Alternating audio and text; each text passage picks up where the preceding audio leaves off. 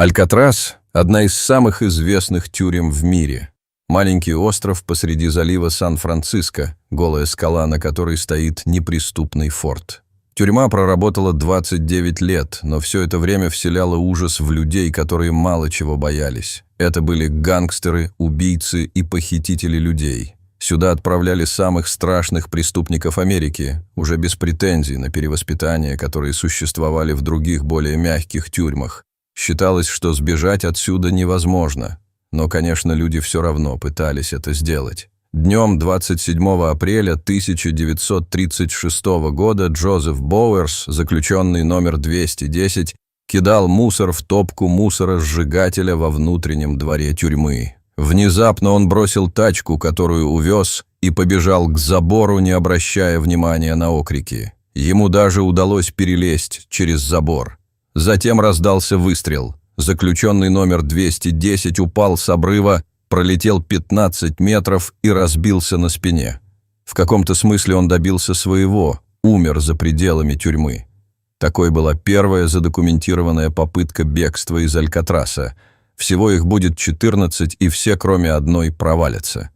Остров Алькатрас расположен в 2 километрах от побережья Калифорнии, прямо в заливе Сан-Франциско, за знаменитым мостом «Золотые ворота». 2 километра – смешное расстояние, город видно со всех сторон, берег, казалось бы, прыгай в воду и плыви. Но это обманчивое впечатление. Вода в заливе Сан-Франциско ледяная, а течение сильное и несет прямо в открытое море, а иногда залив накрывают туманы. Такие густые, что не видно собственную руку, не то что берег. Сам остров очень маленький, 500 с чем-то метров в длину и 180 в ширину. В центре на вершине сама тюрьма. Огромная коробка из толстого бетона с единственным входом. По периметру забор с колючей проволокой и вышки с охранниками. У охранников приказ стрелять на поражение. За забором крутой обрыв, где 6 метров, а где все 15. На одного заключенного иногда приходится по 3 охранников. В Алькатрас не попадали обычные заключенные. Сюда отправляли тех, кто окончательно достал начальство других тюрем – психопатов, садистов, бунтовщиков и склонных к побегу.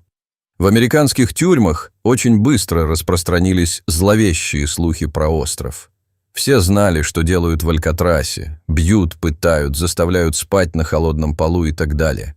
Камеры были сырые, без окон, и там было не скрыться. Вместо дверей были толстые решетки. Многие сходили с ума, известный случай, когда люди отрубали себе пальцы топором, чтобы не работать в тюремных мастерских. Самоубийства были регулярным делом. Тюремное начальство признавало, что само существование Алькатраса имеет огромный воспитательный эффект. Преступники называли его между собой просто «скала». «Соблюдай режим» или «поедешь на скалу». Это была действенная угроза. А на острове такой же жуткой славой пользовался местный карцер, более известный как «дыра». Темные каменные мешки, где не было даже мебели. Заключенных сажали туда голышом. Но что забавно, были и преступники, которые просились в Алькатрас добровольно. Это были те, кто любил поесть, страдал от плохой тюремной еды. Все знали, что там по какой-то причине была лучшая тюремная кормежка в Америке. Конечно, даже в Алькатрасе были люди, которые пользовались особым расположением администрации. Например, здесь сидел свой 11-летний срок легендарный Аль Капоне. Кавер у него была такая, как у всех, сырая и без окон. Но ему привезли хорошую мебель, кровать, кресло и даже бюро. Он играл в тюремном ансамбле на бандже и достиг в музыке больших успехов. Кроме Капоне, в Алькатрасе сидели еще многие звезды преступного мира. Например, другая гангстерская легенда Микки Коэн, король ночного Лос-Анджелеса. Тут же мотал срок Мэшин Ган Келли, несовременный рэпер, нет, знаменитый киллер, убийца полицейских и похититель людей. Прозвище он получил за виртуозное владение автоматом «Томпсон». Были еще десятки менее известных, но не менее жестоких преступников. Мафиози, налетчики, грабители банков, головорезы, бутлегеры и так далее. До 300 человек одновременно. Случались ссоры, драки, убийства. Охрана лютовала. И несмотря на то, что побег считался невозможным, а успешных побегов не было, люди все равно пытались бежать. Почти все, что вы видели в кино про побеги из тюрьмы, было сначала испробовано отчаявшимися заключенными в Алькатрасе. В этом году самой популярной головоломки в мире, кубику Рубика, исполнилось 50 лет. Полвека назад его изобрел молодой венгерский преподаватель для объяснения трехмерной геометрии студентам. Чтобы самому собрать кубик, Эрну Рубику понадобилось целый месяц, тогда как действующий мировой рекорд – всего 3 секунды. И на подключение кубиков от МТС тоже не нужно много времени, ведь это очень просто. Кубики – это дополнительные опции, которыми можно прокачать свой тариф. В пару кликов вы можете подключить нужное в приложении «Мой МТС». Например, выбрать бесплатный кубик-защитник для блокировки спам-звонков или безлимиты на соцсети, мессенджеры и видео, а также можно бесплатно удвоить гигабайты тарифа. Например, если у вас в тарифе 20 гигабайт, то их станет 40. А также во все тарифы теперь включена МТС-музыка. А это значит, что можно слушать любимые треки без доплат. Кубики доступны для всех абонентов МТС, поэтому, друзья, за подробностями переходите по ссылке в описании и сделайте свой тариф еще лучше. С кубиками от МТС. В 1937 году двое заключенных, Теодор Коул и Ральф Ро, сообразили, что в тюремных мастерских с безопасностью похуже, чем в основном здании. Из мастерских они избежали, просто перепилили решетки украденными напильниками и вылезли в окно. У них были шины, чтобы смягчить прыжок 6-метрового обрыва, и канистры, чтобы держаться на воде. Стоял густой туман, и с вышек их не заметили. Но температура воды в тот день была 11 градусов. Туман, который мешал охране, мешал и беглецам, было непонятно, куда плыть. Их тел так и не нашли. Некоторое время они фигурировали в списках самых разыскиваемых преступников, но официально считаются погибшими. Мастерские после этого перестроили. В 1938 году трое заключенных решили поступить радикальнее и напали на охрану. Охранника забили гвоздодером, завладели оружием, но как-то не сообразили, что на острове еще несколько сотен копов. 2 беглецов застрелили, 3 сдался сам. В 1939-м известный гангстер Артур Баркер по кличке Док и 4 его друзей перепилили решетки в камерах. Оказалось, что их не меняли со времен военной тюрьмы, и они были сделаны из мягкой стали. Внешние решетки выломали при помощи самодельного домкрата. Беглецам удалось добраться до берега, где они начали делать плот. Но пока они бродили у воды в поисках дерева, их заметил охранник с вышки и открыл огонь. Охранника премировали, а решетки заказали новые из закаленной стали. В 41-м заключенный спрятался в мусорном контейнере и сумел добраться до берега. Все шло вроде бы хорошо. Беглец оказался в воде и поплыл, и минут через 5 понял, что замерзает насмерть. Он с трудом доплыл обратно и сдался охране. В 43-м заключенные напали на 2 охранников и связали их. Пока преступники ломали решетки, связанным охранникам удалось поднять тревогу. Один дополз до другого и засвистел в свисток, который висел у коллеги на шее. Охрана открыла огонь по беглецам, которые были уже на воде, и держались за украденные бочки. Одному из выживших удалось спрятаться в пещере на берегу. Он сидел там 2 дня, а потом с голодухи залез обратно в тюрьму, через то же окно, через которое вылез. Во время войны в тюремных мастерских шили форму для американской армии. В 45-м один из заключенных сумел украсть полный комплект формы армейского сержанта, а дальше, посвистывая, прогулочным шагом дошел до парома на берег и поднялся на борт. При выгрузке с парома у всех, конечно, проверили документы, которых у ряженого сержанта, конечно же, не было. Беглецы тонули, получали пули, ломали конечности, пытались строить плоты и даже сшить примитивные гидрокостюмы. Но самый кинематографичный побег случился 2 мая 1946 года. Он известен как «Битва на Алькатрасе». В попытке побега участвовало несколько человек. Самыми опасными были Бернард Кой и Джозеф Крецер, оба гангстеры со стажем. Кой сидел 25 лет за ограбление банка, а Крецер вообще проходил у ФБР как враг государства номер 4.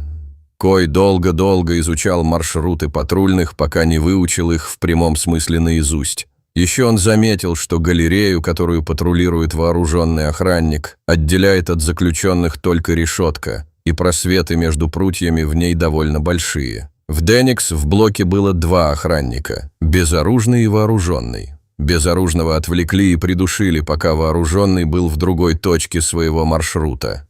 Когда он вернулся, его подстерег Кой, который несколько месяцев голодал, чтобы пролезть через прутья. Ему досталась связка ключей, винтовка и пистолет. С этим набором Кой и его друзья обезоружили еще нескольких охранников и выпустили десяток соседей. Правда, узнав план побега, многие вернулись обратно в камеры. План был простой – с боем прорываться к лодкам. И провалился он сразу. Подбирая ключи к замкам, гангстеры вставили не тот, и замок заклинило. Но тревогу пока еще никто не поднял. Мало того, как раз в это время в захваченный тюремный блок вошла новая смена охранников. Их сразу же взяли на прицел и разоружили. Теперь у бунтовщиков было 8 человек-заложников и приличное количество оружия. Бой за Алькатрас продолжался 2 дня. Заключенные отбивались яростно и сдаваться не собирались. На второй день тюремное начальство вызвало армию.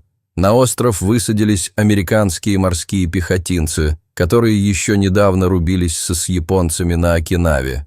Они без колебаний забросали тюрьму гранатами. Погибло 5 человек, ранено было 14. 2 из выживших казнили в газовой камере, а 3 получил 2-е пожизненное. Меры безопасности на Алькатрасе серьезно усилили, и больше ничего подобного там не происходило. До легендарного и до сих пор загадочного побега 1962 года, известного как побег братьев Энглинов. Всего в побеге участвовало 4 – братья Джон и Кларенс Энглины, Фрэнк Моррис и Аллен Уэст. Стоит отметить, что ни один из 4 никого не убивал.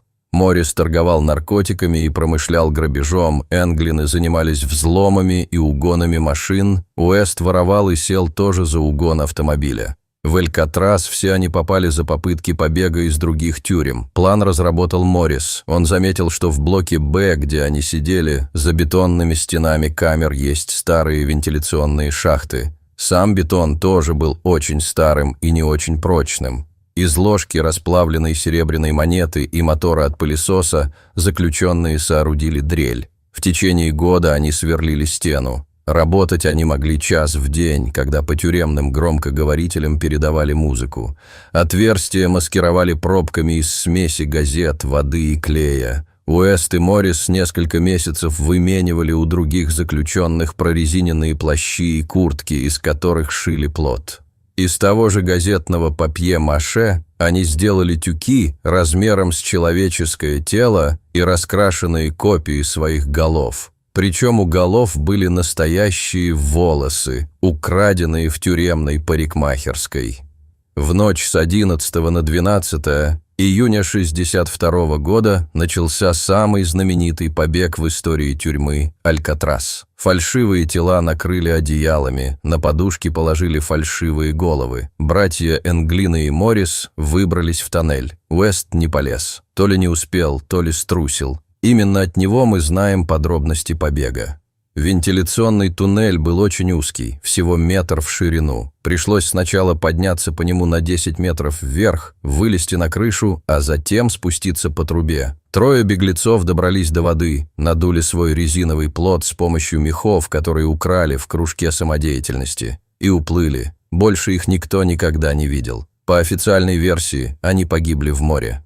На дальнем берегу полицейские нашли кошелек, завернутый в пластик. Там были адреса и фотографии родственников Энглинов. Тут же болтался самодельный спасательный жилет со сломанным клапаном и обрывки прорезиненного материала. Вывод ФБР – все 3 утонули. Или нет? В 2011 году канал National Geographic сообщил, что есть и другой отчет ФБР, рассекреченный совсем недавно, и из него следует, что плот все-таки нашли, причем он был утащен от берега в заросли, и от него вели следы. Также известно, что 13 июня 1962 года около залива Сан-Франциско 3 неизвестных остановили машину, выкинули из нее водителя и скрылись.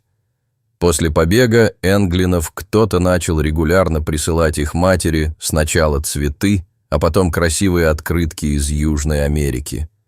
В 1973-м, когда она умерла, на похоронах видели двух странных женщин, похожих на переодетых мужиков. В 2013 году ФБРовцы получили письмо якобы от Джона Энглина. Джон утверждал, что у него рак, и он хотел бы вернуться домой. Он предлагал условия. Ему дадут год тюрьмы, но будут отличить. ФБРовцы посчитали письмо поддельно. В 2020 году газета Irish Business Post заявила, что новая ирландская система распознавания лиц нашла в своей базе фотографию 1975 года. На фотографии из Бразилии было двое улыбающихся мужчин в солнцезащитных очках. С вероятностью в 97% алгоритм определил их как Джона и Кларенса Энглинов. Тюрьма Алькатрас была закрыта в 1963 году, через год после знаменитого побега. Содержать ее оказалось очень дорого. Здание быстро ветшало от ветра и морской воды. С 1983-го в окрестностях острова ежегодно проводится триатлон «Побег из Рекатраса». Участники должны проплыть 2,5 километра от острова до берега. Затем велосипедная гонка на 29 километров и пробежка 13 километров. Каждый год это кому-нибудь удается.